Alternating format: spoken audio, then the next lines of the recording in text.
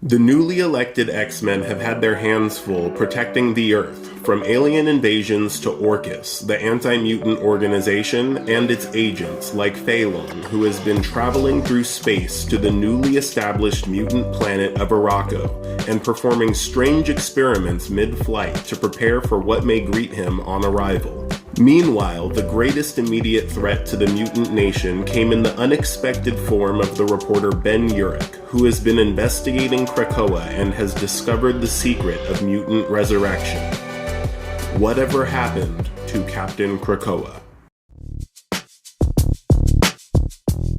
Hey everybody, thanks for tuning into another episode of the Comic Sand Podcast. I'm your host, Dylan Jumps, and today we're going to be talking about issue number 6 of X-Men. And I really enjoyed this issue. It has left me with way more questions than any answers, but in a good way. This issue introduces a brand new character, Captain KRAKOA, who in my opinion is really cool. The name KRAKOA, for anyone who's forgotten, that is the new nation that the mutants live in, is KRAKOA. And so this is kind of like their nation's hero, kind of like how there's a Captain America and a Captain Britain. Believe that's the only current captains that there are. Fair warning, this is the type of issue that'll have you thinking, did he miss an issue? I have no clue what's going on here, and fear not, I did not. I actually had to double check because this issue kind of jumps around in time, and I believe the purpose of it is to show us kind of the aftermath of events before showing us what the events actually were. So without further ado, let's just go ahead and get into issue number 6. So the issue wastes no time in introducing us to this new character, Captain KRAKOA. It starts off simply enough with some kids whose cat is stuck in a tree. I know, funny. And Captain KRAKOA shows up to help them get the cat stuck out of a tree. This is just the first thing that we see him do. The issue goes on to show Captain KRAKOA's different heroic things that he's done, saving people from burning buildings, stopping, carjackers, bank robbers, and even fighting alongside Spider-Man. After we've seen that little montage of good deeds from Captain KRAKOA, the next scene leads us to 6 days from now on the island of KRAKOA. Cyclops, the leader of the X-Men, is talking to the Quiet Council, which is pretty much the governing body on the island of KRAKOA, including the island itself, which is a living being, as you probably see in the background. Cyclops is telling the Quiet Council that they can't force him to take Captain KRAKOA onto the X-Men as a team member. Professor Xavier says some things that imply that KRAKOA, the island itself, is pushing for Captain KRAKOA to be a member of the X-Men, and so they plan on respecting the island's wishes. The Quiet Council votes on whether or not Captain KRAKOA will be on the X-Men, and the motion carries. Cyclops is not very happy about this. Meanwhile, Sunfire is on Arakko, which is the planet formerly known as Mars. If you'll remember, the mutants actually were able to go to Mars, terraform the planet, and claim it as their own, and renamed it Arakko after the sister island to KRAKOA that goes back to pretty much prehistoric times when the mutant known as Apocalypse was actually the first mutant and raising up a generation of mutants. Long story short, there was this big battle between the mutants and I believe the humans at the time. Something happened which made Arakko, that was connected to KRAKOA, actually get sent to another dimension known as Amenth, bringing along most of the mutants that existed at that time. And so what we see in the X-Men series is 2 different sets of mutants that were raised up in completely different environments and evolved over time. The mutants that went to Amenth became more battle-hardened. They had to fight every moment of their lives, and so they're a lot more brutal in terms of just how their society is in general. And so now most of those mutants, the ones from Arakko, live on the planet KRAKOA, and they're forming their new society on that planet. Getting back to Sunfire, he has been tasked with intercepting Fei Long, you know, the guy who wanted to go to Mars first and then got beat by the mutants to it and has a little bit of a grudge against them.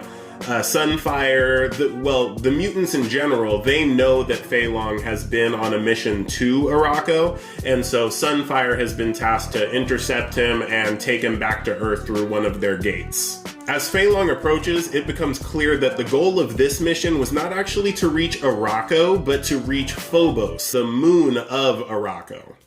Or Mars, as he still refers to it. Once Fei Long touches down on Phobos, Sunfire meets him there and tells him, hey, you know, we're taking you back to Earth, and Fei Long kind of just shrugs him off. He's not worried about Sunfire. He just continues to set up his base. Once his base is set up, he sends a transmission to any frequencies that'll pick it up, and we see the message on the next page, which is one of those lore pages, and it reads, Phobos, moon of Mars, is claimed by Fei Long for all mankind. Stand by for a message from the edge of the human frontier. And like I said, this transmission goes to all frequencies, so it even looks like some of the Iraqians, I think that's how they'd refer to themselves, even they catch wind about what's going up on Phobos. A pretty brutish Iraqian named Vornak actually takes it upon himself to fly up to Phobos and deal with the issue. Once he touches down, Sunfire tries to reason with him, saying that he's got the situation in check, but Vornak doesn't care and he actually starts attacking both of them. This is what I was saying about how the Iraqians are a lot more just battle-hardened and they don't play around. They just go straight for it. Sunfire goes up against Vornak, but at this point, you know, they both seem pretty evenly matched in their own ways. Vornak goes after Fei Long, but this is actually where we see the result of the experiments Fei Long has been conducting on himself. From what I can see here, it looks like his whole jaw unhinges so that he can shoot out some type of explosive energy. Vornak is caught right in the blast, and it does not look good for him afterward. All that's left are the wings and legs that weren't caught in the blast itself. Pretty brutal. Fei Long might be giving the Iraqians a run for their money. Sunfire reports back to KRAKOA that the escort mission did not go as he had planned.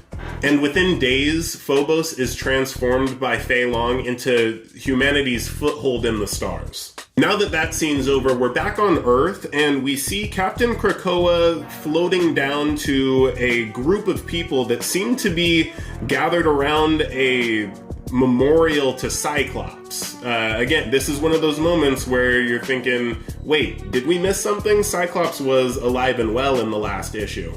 And this was one of the first points where I was confused too. Captain KRAKOA talks to some of the people that are gathered before walking into the treehouse, which is the X-Men's base, and they confirm what it looks like and that Cyclops is dead. But interestingly enough, as soon as Captain KRAKOA walks into the treehouse and out of view of all of the humans, he clicks something on the side of his visor, and what's this? He's Cyclops. Mind blown. In a brief interaction between Cyclops and Sync, it comes to light that Cyclops actually died in such a public way that he wouldn't be able to come back as himself, because then people would know the secret of mutant resurrection. How exactly this happened, I'm sure we're going to learn about that in issues to come. In the next scene, Cyclops is a little bit more incognito, not wearing his suit. He's just wearing the red glasses to keep his eye beams in check. And he calls Ben Urich, you know, the reporter that's been writing about mutant resurrection. Cyclops mentions to Urich the story about mutant resurrection, but Urich doesn't seem to know what he's talking about, leading me to believe that there was some type of telepathy at play in this, and that Cyclops let the Quiet Council know what was going to happen as far as Urich releasing reports detailing mutant resurrection, and then they took it upon themselves to erase the memory from Urich's head. That's my best guess at this point. Once Urich explains to Cyclops that he has no idea what he's talking about, and at this point it seems that he's also under the impression that Cyclops is dead and that he's just talking to a stranger on the phone, Cyclops hangs up the phone, and that's where we're left. Like I said, a lot more questions than answers given in this issue. I think that in the next issue we'll see the events that led up to this issue, which is kind of funny, but I mean, it's kind of like watching Star Wars Episode 4, 5, and 6 before 1, 2, and 3, if you think about it. Right now, this is all just a mystery. I was surprised not to see Dr. Stasis in this one, since he was working with Ben Urich to release the story, but I'm sure we'll see him in the next issue in regards to how we got here. I'm really excited to see how the conflict between Fei Long and the Iraqians go. His new power is pretty devastating, and it makes me wonder if maybe he's got any more powers, and this is just the first one that we've been shown. Let me know what you guys thought about this issue in the comments. Did you like it? I thought it was really good. And I think with all of the different arcs that have happened so far in just this 6-issue span, I think we're getting ready to see a lot of things crumble on the X-Men. That's all I've got for you guys today. I'm excited to see where this goes. Like always, thanks for watching, and keep on keeping on.